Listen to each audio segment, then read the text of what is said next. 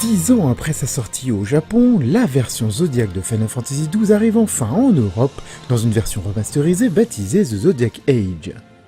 Et si certains éditeurs se contentent parfois du minimum lorsqu'ils retravaillent un jeu, Square Enix a mis les petits plats dans les grands en nous offrant une expérience de qualité. Tout d'abord, on peut compter sur des scènes cinématiques au visuel rehaussé qui sont très loin d'être ridicules même face aux productions actuelles. Il faut dire que leur mise en scène, inspirée notamment de Star Wars, n'a pas pris une ride. Les phases de jeu ont aussi bénéficié de la patte de Square Enix pour un résultat très honorable avec des personnages qui ressortent bien des décors et un magnifique travail sur les couleurs qui appuie la fibre artistique naturelle du titre. Notons tout de même que les animations ont fatalement pris un petit coup de vieux, même si cela ne choque pas vraiment pendant les combats, c'est déjà plus visible dans la mise en scène. Bien sûr, vous serez sans doute intéressé par les ajouts de la version Zodiac Age qui valent vraiment le détour. Le plus évident est le système de job qui se divise en 12 grilles de compétences avec leurs propres spécialités. Chaque personnage peut avoir 2 métiers que le joueur est libre de choisir, permettant un peu de personnalisation.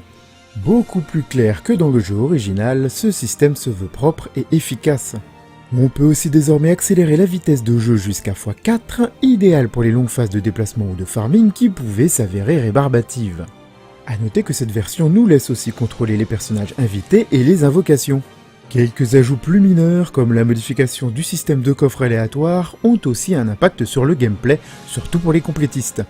Les anciens sauront de quoi je parle si je dis lance du Zodiac, mais pour les autres, on dira juste qu'il est moins injuste et plus logique.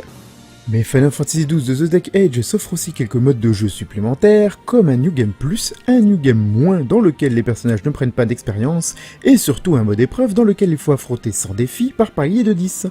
S'il s'agit de combats issus du jeu, on y gagne tout de même de belles récompenses qui peuvent être utilisées dans notre partie principale.